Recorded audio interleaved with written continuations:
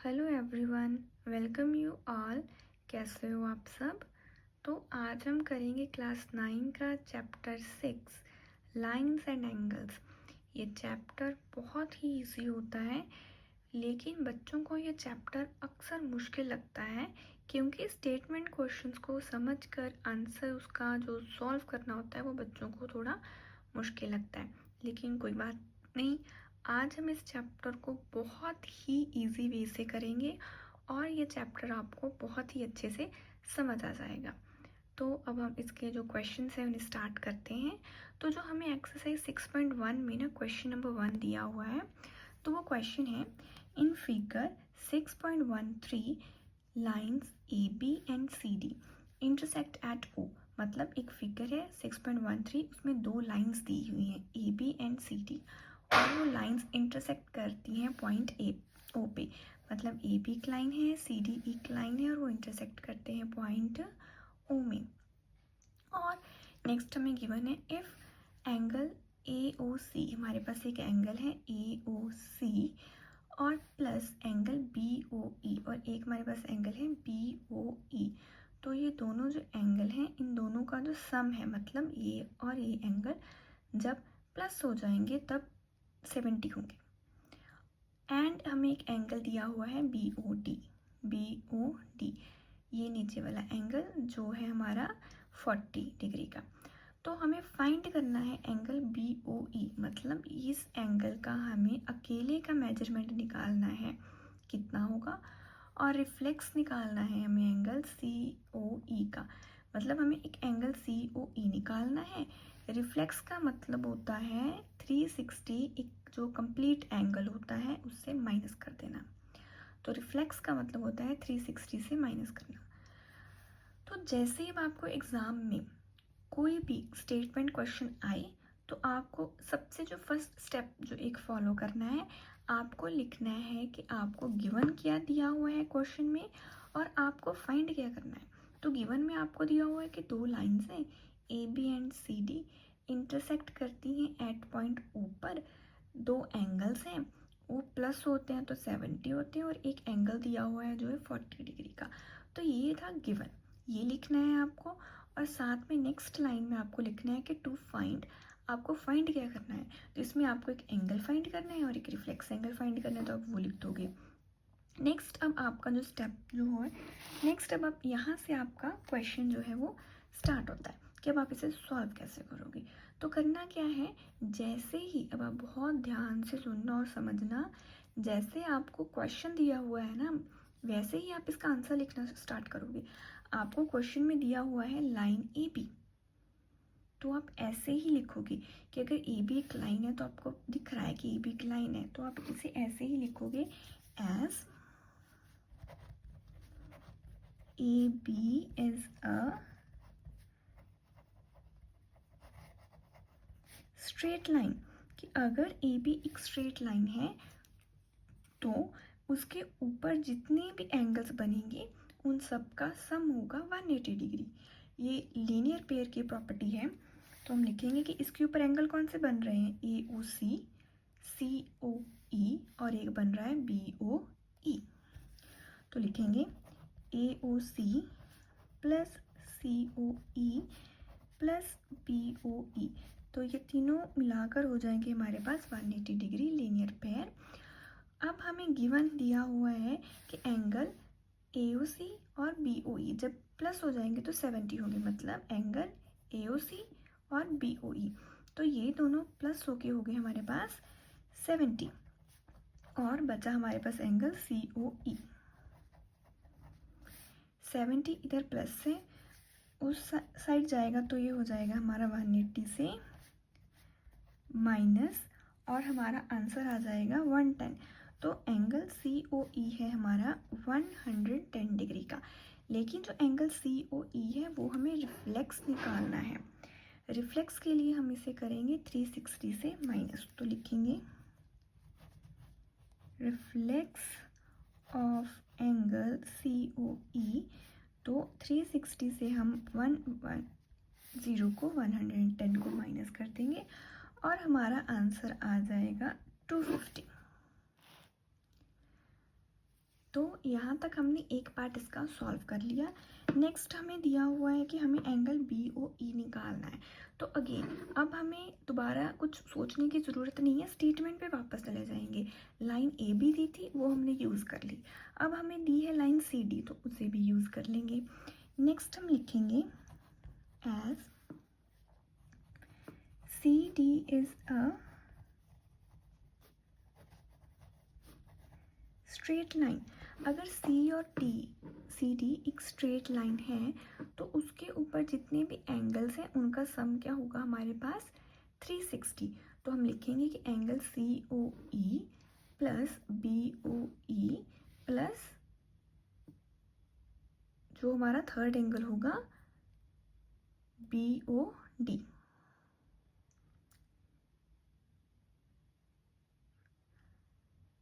तो लिखते हैं, तो हम इसे लिखेंगे कि ये है हमारा angle COE plus angle BOE plus angle BOD। तो ये हो जाएगा हमारा 180 लीनियर पेयर की प्रॉपर्टी।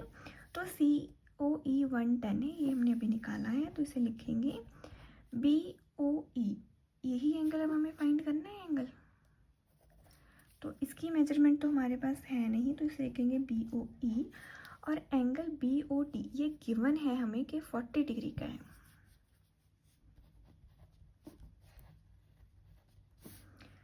तो 110 और 40 हमारे हो जाएंगे ऐड, तो वो हो जाएंगे 150 plus angle BOE is equal to 180 degree. तो 150 180 के पास उधर माइनस हो जाएगा और एंगल BOE की वैल्यू आ जाएगी हमारे पास 30 डिग्री। तो हमारा फर्स्ट क्वेश्चन इसी के साथ कंप्लीट होता है। हमने एंगल BOE 30 डिग्री था वो भी निकाल लिया, रिफ्लेक्स एंगल COE जो 250 था वो भी निकाल लिया।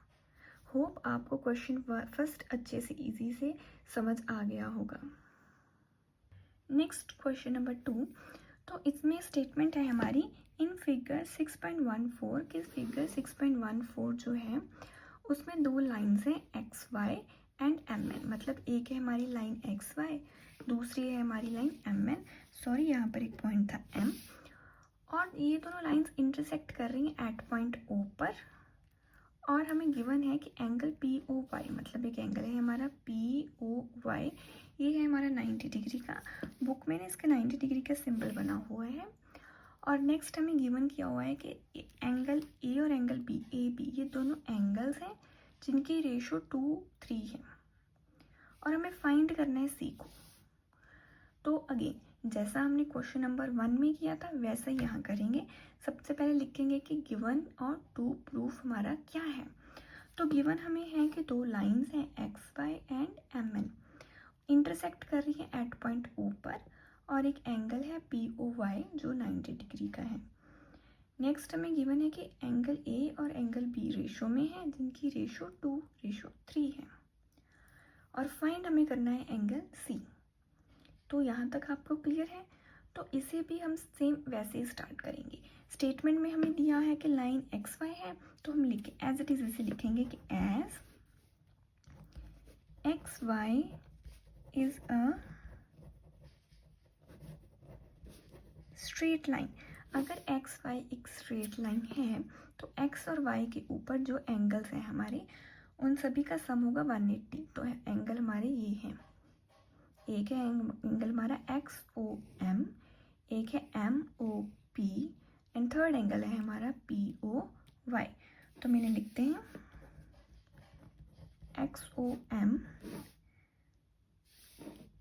प्लस MOP प्लस POY, ये है हमारे 180। तो हमें गिवन है कि ये हमारा A है, ये B है और इसका सम हमें 90 डिग्री गिवन है। तो ये 90 इधर प्लस से 180 के पास जाकर माइनस हो जाएगा। तो हमारी इक्वेशन बनेगी A plus B is equal to 180 minus 90। तो हमारा A प्लस बी जो है वो है हमारा 90 डिग्री के इक्वल। तो इसे हम मार्क कर लेंगे इक्वेशन नंबर 1। नेक्स्ट हमें गिवन है यहाँ तक जो लाइन एक्स वाई थी वो हमने यूज़ कर ली, एंगल 90 यूज़ कर लिया। अब है ए बी रेशियो में गिवन है और हम भी ए बी तक पहुँच गए। तो नेक्स्ट हम लिखेंगे कि गिवन है हमें कि ए रेशियो बी जो है वो 2:3 है। तो अब हमें पता है कि छोटी क्लासेस में भी हमने ये कॉन्सेप्ट पढ़ा है कि जब हमें रेशियो में कोई दी होती है क्वांटिटी, कुछ मेजरमेंट, तो हम उस रेशियो को रिमूव कर देते हैं और साथ कोई ना कांस्टेंट लिख देते हैं। तो यहाँ पे हम क्या करेंगे, हम लिखेंगे कि जो ए है उसकी वैल्यू हमारे पास हो जाएगी 2x और b की वैल्यू हो जाएगी हमारे पास 3x। मतलब रेशियो को हटाकर एक एक कांस्टेंट दोनों के साथ ऐड हो गया। तो नाउ इक्वेशन 1, अब ये वैल्यूज है ये इक्वेशन 1 में पुट कर देंगे। तो लिखेंगे नाउ इक्वेशन 1। अब इक्वेशन 1 में जो a है वो क्या है 2x, जो b है वो क्या है 3x is equal to 90 degree. अब इसे ऐड करेंगे तो 5x is equal to 90 degree. अब अगर इसमें से x की वैल्यू निकालेंगे तो वो होगा हमारे पास 90 डिवाइडेड बाई 5, तो x होगा हमारे पास 18 डिग्री का। तो x की वैल्यू है हमारे पास 18। अब हम निकालेंगे value of a and value of b। Value of a क्या है हमारे पास 2x और x कितना है 18, मतलब 2 मल्टीप्लाई बाई 18 जो है हमारा 36 डिग्री। अब हम निकालेंगे वैल्यू ऑफ b। b जो है वो है 3x, 3 इंटू 18 जो है हमारा 54 डिग्री। आपको यहाँ तक का क्वेश्चन क्लियर है? हमने भी क्या किया था कि a और b जो हमारे प्लस में 90 के इक्वल आए थे उन्होंने हमें रेशो में गिवन थे। रेशो को रिमूव किया तो एक एक कांस्टेंट लगाया, कांस्टेंट लगाने के बाद उनकी वैल्यू पुट की इस इक्वेशन में और x की वैल्यू निकाली। x की वैल्यू निकलने के बाद हमने a और b दोनों की वैल्यू x की टर्म में जो थी वो निकाली। क्लियर? अब यहाँ तक का हमारा क्वेश्चन हो चुका है डन। तो अब नेक्स्ट करने के लिए हम दोबारा स्टेटमेंट में देखेंगे। तो हमें लाइन एम एन गिवन है तो हम लिखेंगे as M N is a straight line.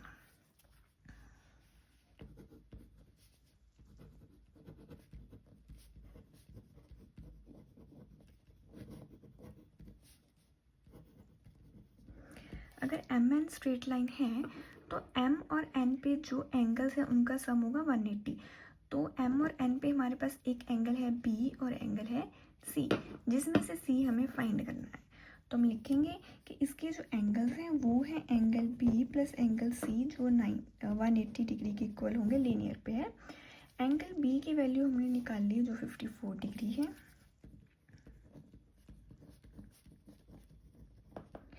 54 180 के साथ माइनस हो जाएगा और हमारे पास सी की जो वैल्यू है 126 वो आ जाएगी। इसी के साथ हमारा सेकंड क्वेश्चन भी कंप्लीट होता है। होप आपको क्वेश्चन 1 और क्वेश्चन 2 दोनों अच्छे से समझ आए होंगे।